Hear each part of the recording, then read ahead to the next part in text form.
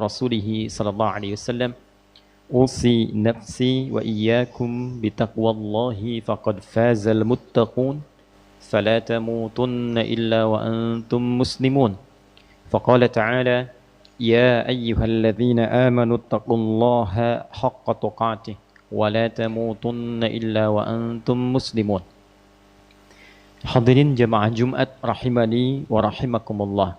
Semoga Allah merahmati kita, melimpahkan kasih sayang tak berhingga kepada kita, hingga kita kembali kepada Allah Subhanahu wa Ta'ala dalam keadaan diringankan hisabnya untuk mendapatkan rahmat Allah Subhanahu wa Ta'ala di akhirat kelak, insyaallah. Kita bersyukur pada Allah Subhanahu wa Ta'ala diberikan kesempatan hingga detik ini untuk berkehidupan, beriman, dan membuktikan keberimanan kita dengan menunaikan ibadah Jumat berjamaah.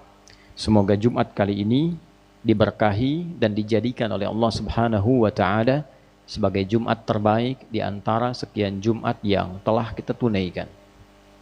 Hadirin, tanpa terasa Jumat ini menjadi Jumat terakhir di bulan Dzulqa'dah, bulan ke-11 tahun 1445 Hijrah. Bukan sekedar Jumatnya, boleh jadi juga akan mengantarkan kepada penanggalan terakhir di bulan ini yang akan mengantarkan kita kepada awal di hari baru, bulan baru, yaitu bulan Dzulhijjah 1445 Hijriah. Ada catatan menarik dari Al-Imam Al-Bukhari yang dicantumkan dalam kitab sahih beliau, nomor hadis 969, yang catatan ini tersambung pada riwayat hadis sahih dari sahabat utama Abdullah bin Abbas radhiyallahu taala anhuma. Dari Nabi sallallahu alaihi wasallam, satu kali beliau bersabda demikian, "Ma min ayyamin al-'amalu salihu fihinna ahabbu ila Allahi ay min hadhihi al-ayyam al-'ashr." Qala aw qila ya Rasulullah wala al-jihadu fi sabilillah. Faqala Rasulullah sallallahu alaihi wasallam wala al-jihadu fi sabilillah illa rajulun kharaja bimalihi wa nafsihi wa lam yarji' min dhalika bi syai'. Rawahul Bukhari. Sahabat Ibnu Abbas radhiyallahu taala anhuma menyampaikan satu riwayat hadis pesan agung dari Nabi sallallahu alaihi wasallam kalau beliau bersabda satu kali, "Ma min ayyamin," tidak ditemukan perjalanan hari-hari, al-amalu salihu fihinna, saat amal soleh yang dikerjakan di hari-hari itu, ahabbu ilallahi, naik status menjadi sangat dicintai oleh Allah Subhanahu wa Ta'ala. Jadi bila kita menunaikan sholat di luar hari-hari itu, sholat kita benar secara rukun, ikhlas ditunaikan, maka berpeluang sholat kita diterima oleh Allah dan mendapatkan pahala, bekal untuk dibawa pulang ke akhirat. Tapi belum tentu sholat kita dicintai oleh Allah. Membaca Al-Quran di luar hari-hari ini boleh jadi dengan keikhlasan mendapatkan peluang pahala. Satu hurufnya 10 kebaikan. Bila sholat ditunaikan sekali selesai 10, berjamaah dikalikan 27, bila datang ke masjid dapat lagi tambahan 25 kebaikan. Jarak 1 ke 2, 2 ke 3, demikian seterusnya, itu setidaknya 500 tahun jaraknya. Bila ditunaikannya di luar hari-hari tadi, pahala untuk membaca Al-Quran setiap hurufnya 10. Bila berlatih dengan sungguh-sungguh dari yang tidak bisa mengucap terbata-bata, 2 kali lipat pahalanya, bisa 20 potensinya setiap huruf. Jangan dihitung 1, 2, 3 terlalu sedikit. Melimpah untuk bekal kita kembali pulang ke akhirat. Tapi spesial di hari-hari ini, Berubah amalan itu bukan sekedar melahirkan pahala, tapi naik status menjadi bacaan Al-Quran yang sangat dicintai oleh Allah Subhanahu wa Ta'ala.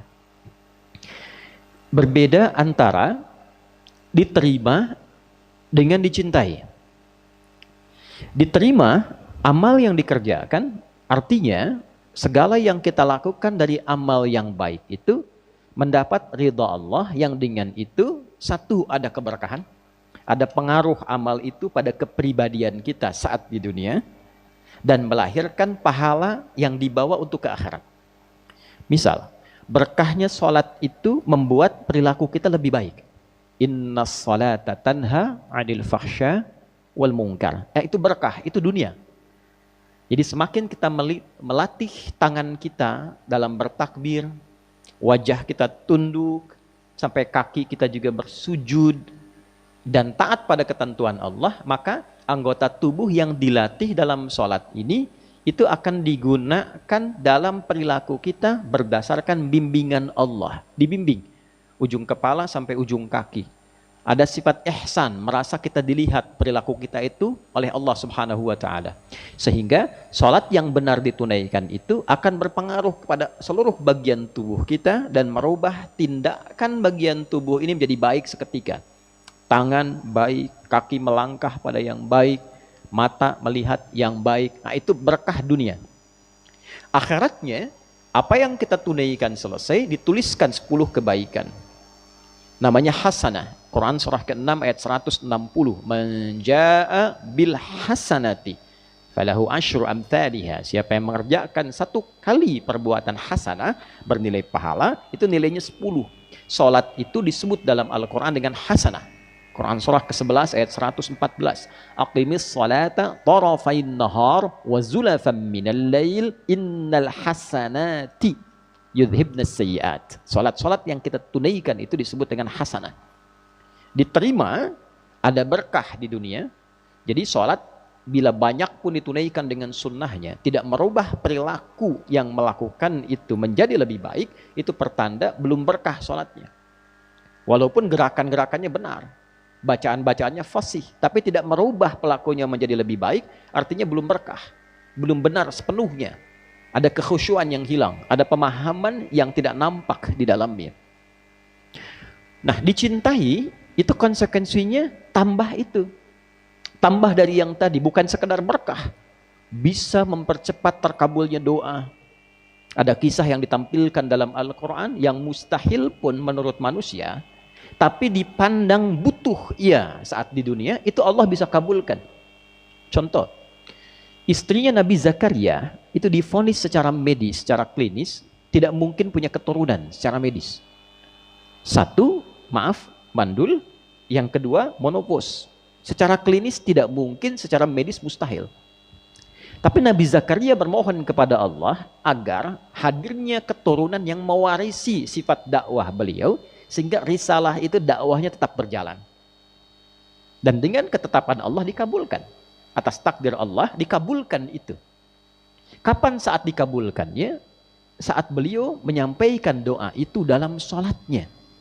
Itu ada di Al-Quran surah ketiga. Misalnya Ali Imran di ayat 38 sampai 39. Hunalika da'a Zakaria rabbah. Qala rabbi habli min ladunka dzurriyyatan thayyibah. Innaka sami'ud du'a. Syahidnya ayat 39-nya. Fanadathul malaikatu wa huwa qa'imun yusalli fil mihrab. Annallaha yubashshiruka bi Yahya. Dijawab doa itu saat dalam menunaikan sholat, dipanjatkan, sholatnya belum selesai. Jadi ketika satu amalan dicintai oleh Allah, walaupun belum tuntas amalan itu dikerjakan, seketika itu bisa mempercepat terkabulnya doa. Walaupun belum selesai. Nabi Zakaria itu masih berdiri dalam sholatnya, belum selesai sholatnya, baru selesai doanya. Seketika malaikat datang menyampaikan berita gembira, Allah mengabulkan doamu, akan memberikan anugerah keturunan, bahkan namanya diberikan oleh Allah Yahya. Yahya. Disampaikan dalam sholat, sholatnya belum tuntas. Nah, kita pun menunaikan sholat dalam berdiri, dalam hadis qudsinya itu, ditunggu mau minta apa kita kepada Allah. Idza qala al-'abdu alhamdulillahi rabbil alamin, ketika hamba berkata alhamdulillahi rabbil alamin, qala Allah azza wa jalla, Allah menjawab dalam hadis qudsi, athna alayya abdi, hambaku sedang memujiku. Wa idza qala al-'abdu ar-rahmanir rahim, tadi yang pertama hamadani abdi, yang kedua idza qala al-'abdu ar-rahmanir rahim, qala Allah azza wa jalla athna alayya abdi, hambaku sedang menyanjungku. Wa idza qala al-'abdu maliki yaumiddin, qala Allah azza wa jalla majjadani abdi. Kalau hamba berkata maliki yaumiddin, Allah menjawab hambaku sedang mengagungkanku. Wa idza qala al-'abdu iyyaka na'budu wa iyyaka nasta'in, qala Allah azza wa jalla hadza baini wa baina 'abdi wa li 'abdi ma sa'al. Ini perjanjian antara aku dengan hambaku. Kalau hambaku benar sholatnya sampai bacaan tadi, iyyaka na'budu wa iyyaka nasta'in, maka sekarang apapun yang dia minta aku kabulkan. Nah, jadi ada orang-orang yang dicintai oleh Allah, amalannya bukan sekedar saat ia mengerjakan benar sesuai rukunnya, ikhlas ditunaikan, melahirkan pahala. Lebih daripada itu, doanya cepat dikabulkan. Yang kedua, cinta Allah itu seketika bisa melahirkan ampunan. Jadi ketika satu amalan menghadirkan cinta Allah, seketika itu amal dimaksud bisa menggugurkan dosa-dosa yang pernah dikerjakan oleh pelakunya. Baca Al-Quran, sampai di bacaan taubat, innamat taubatu 'ala Allahi lilladzina ya'maluna as-su'a bijahalatin thumma yatubuna min qarib. An-Nisa ayat 17 itu misalnya. Lalu mengalir air mata kita, dibacakan di hari-hari itu seketika turun ampunan Allah menggugurkan dosa-dosa yang pernah ia kerjakan. Itulah cinta Allah. Ketika Allah mencintai seorang hamba, salah satu korelasinya adalah pemberian ampunan tanpa batas. Quran surah ketiga Ali Imran ayat 31 misalnya. Qul in kuntum tuhibbunallaha fattabi'uni yuhibbukumullahu wa yaghfir lakum dzunubakum. Ketika Allah mencintai seorang hamba yang diberikan oleh Allah, wa yaghfir lakum dzunubakum, dan mengampuni dosa-dosa yang kalian pernah kerjakan, maka cintanya turun berupa rahmat. Nah, ketika rahmat disebutkan dalam Al-Quran, ternyata di Quran surah 39 Az-Zumar ayat 53 itu beririsan juga dengan ampunan dari dosa yang begitu banyak melimpah. Qul ya ibadiyalladzina asrafu ala anfusihim la taqnatu min rahmatillah. Katakan Muhammad, hai hamba-hambaku yang merasa banyak berbuat dosa dalam hidupnya dan berlebih dosanya terlampau banyak, jangan simpulkan tak ada ampunan.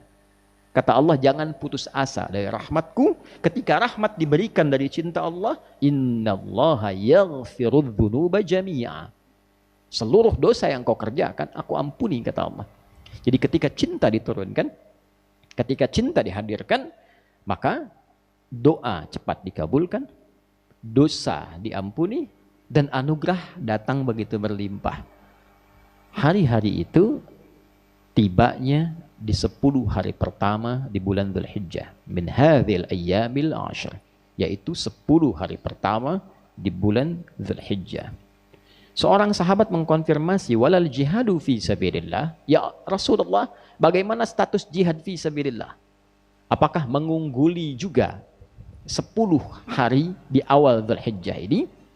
Semua amal saleh yang dikerjakan 10 awal Dzulhijjah ini, kata Nabi, walal jihadu fi sabilillah, bahkan jihad fi sabilillah pun tak mampu menandingi amal saleh di 10 hari pertama bulan Dzulhijjah ini, illa kecuali satu saja jenis jihad. Nah, jadi jihad ini ada banyak tingkatan. Ya, jihad orang tua, suami mencari nafkah demi istri, itu jihadnya. Istri merawat anak-anak, itu jihad. Dari mengandung, melahirkan, itu jihadnya. Ya. Guru mengajar pelajaran agama ikhlas supaya anaknya yang dia ajar itu dekat dengan Allah, itu jihad. Anak belajar masuk sekolah di sini, belajar supaya kenal Allah, taat pada Allah, itu jihad. Bahkan turun ayatnya dalam suasana jihad. Quran surah 9 ayat 122. Saat banyak orang berjihad ke medan perang, medan militer, fisik, bela negara, bela bangsa, bela agama, saat yang bersamaan turun ayat yang mengklasifikasikan jihad itu pada 2 nilai yang setara. Jihad yang dengan menggunakan fisik itu sama dengan jihad menggunakan pena. Wa ma kana al-mu'minuna liyanfiru kaffah. Tidak harus semua orang beriman pergi berjuang ke medan tempur semua, mengangkat senjata. Indonesia berada dalam ancaman, misal keluar resolusi jihad, keluar, kita bela itu dengan niat ibadah.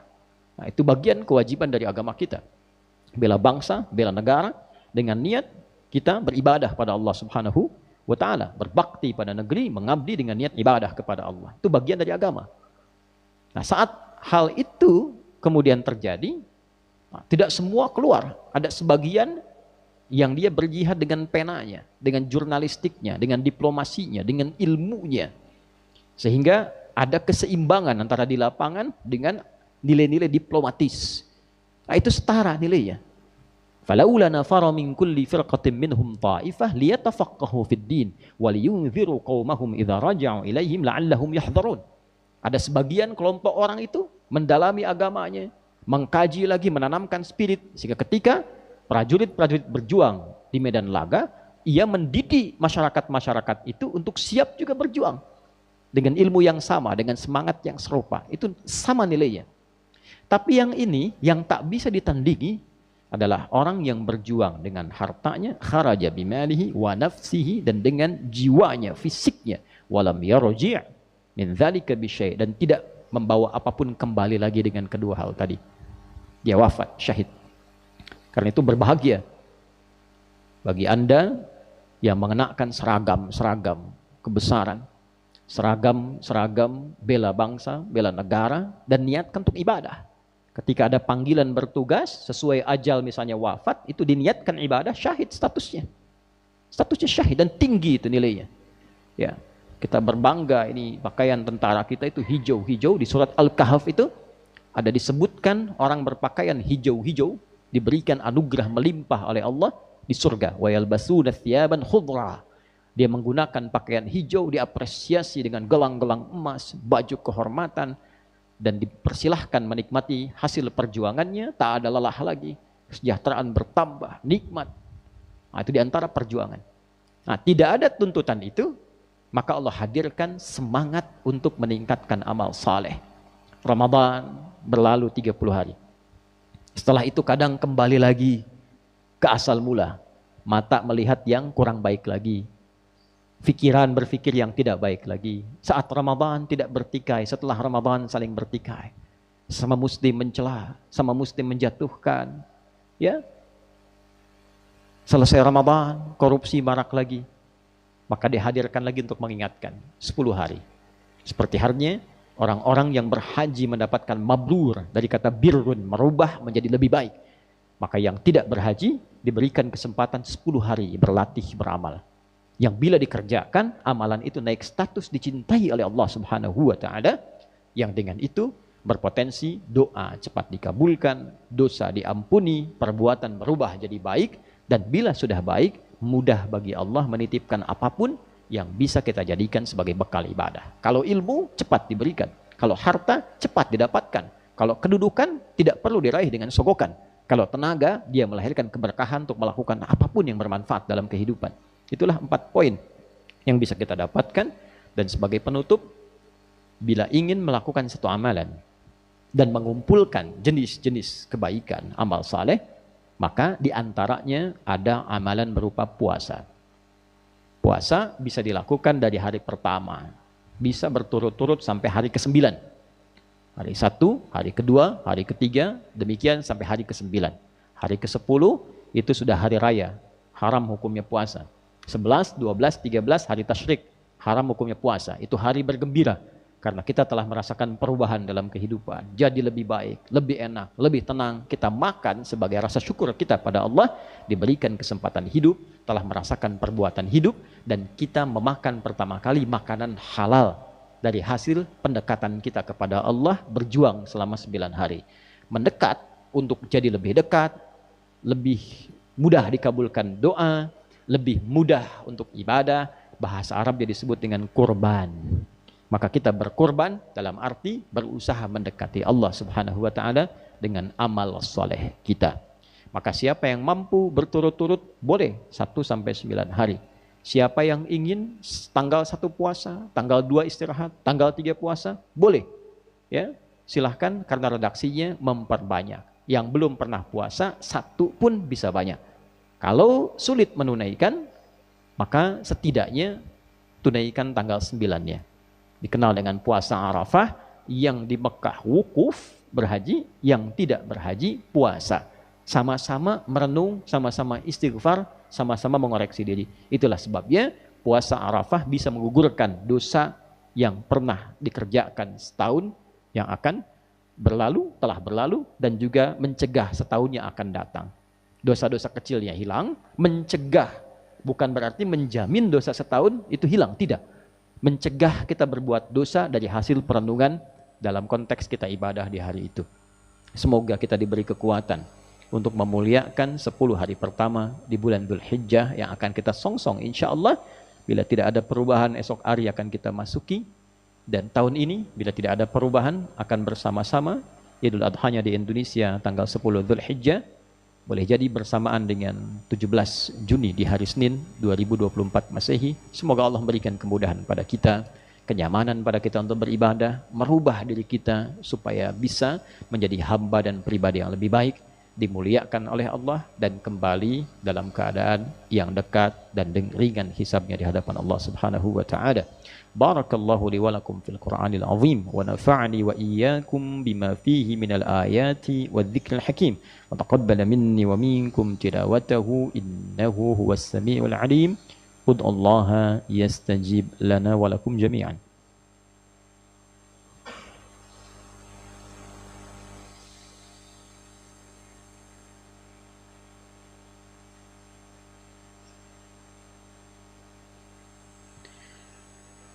Alhamdulillah wassalatu wassalamu ala Rasulillah nabiyyina wa sayyidina Muhammad ibn Abdullah wa ala alihi wa sahbihi wa man walah. Nashhadu an la ilaha illallah wahdahu la syarika lah wa nashhadu anna Muhammadan abduhu wa rasuluhu alladzi la nabiyya ba'dah. Faya ibadallah usi nafsi wa iyyakum bitaqwallahi faqad fazal muttaqun fala tamutunna illa wa antum muslimun. Faqala ta'ala يا أيها الذين آمنوا اتقوا الله حق تقاته ولا تموتن إلا وأنتم مسلمون. وقال إن الله وملائكته يصلون على النبي يا أيها الذين آمنوا صلوا عليه وسلموا تسليما. اللهم صل وسلم وبارك على حبيبك الكريم رسولك المصطفى الأمين نبينا وسيدنا محمد وعلى آله وصحبه أجمعين. اللهم إنا نسألك بأسمائك الحسنى وصفاتك العلى الرحمن الرحيم أن ترحمنا بكمال رحمتك يا أرحم الراحمين. اللهم ارحمنا برحمتك يا أرحم الراحمين. اللهم ارحمنا بنور القرآن يا أرحم الراحمين ونور حياتنا بنور القرآن يا رب العالمين. واجعل القرآن صحيبا لنا في الدنيا ونورا لنا في الآخرة ونورا لنا في البرزخ وشفيعا لنا يوم القيامة يا أرحم الراحمين. اللهم ربنا لا تدع لنا في مقامنا هذا ذنبا إلا غفرته ولا هما إلا فرجته ولا دينا إلا قضيته ولا مريضا إلا شفيته ولا حاجة من حوائج الدنيا والآخرة فيها لك رضا وفيها لنا الصلاح إلا قضيتها يا أرحم الراحمين. اللهم كرمنا في بداية ذي الحجة يا أرحم الراحمين ووفقنا بالعمل الصالح يا رب العالمين وكرمنا برحمتك يا رب العالمين. اللهم احفظ بلادنا أندونيسيا واجعلها بلدة طيبة وأنت ترضاها واحفظ أمراءها يا أرحم الراحمين واهدهم صراطك المستقيم ليخفف حسابهم يوم القيامة يا أرحم الراحمين. اللهم احفظ علماءنا واجعلهم مخلصين لك الدين وحدنا يا الله وجنبنا من التفرقة. اللهم يا خير الناصرين اللهم انصر إخواتنا في فلسطين. اللهم زد قوة المجاهدين في فلسطين واحفظ المسجد الأقصى وارزقنا الفرصة لنصلي في مسجد الأقصى قبل مماتنا يا أرحم الراحمين. واجعل أحياءهم مجاهدين في سبيلك وموتاهم شهداء وألحقنا معهم في رحمتك مع الذين أنعمت عليهم من النبيين والصديقين والشهداء والصالحين وحسن أولئك رفيقا. ربنا آتنا في الدنيا حسنة وفي الآخرة حسنة وقنا عذاب النار وصلى الله على سيدنا محمد وعلى آله وصحبه أجمعين وآخر دعوانا سبحانك اللهم ربنا وبحمدك نشهد أن لا إله إلا أنت نستغفرك ونتوب إليك والحمد لله رب العالمين عباد الله إن الله يأمر بالعدل والإحسان وإيتاء ذي القربى وينهى عن الفحشاء والمنكر والبغي يعظكم لعلكم تذكرون ولذكر الله أكبر والله يعلم ما تصنعون أقيموا الصلاة يرحمكم الله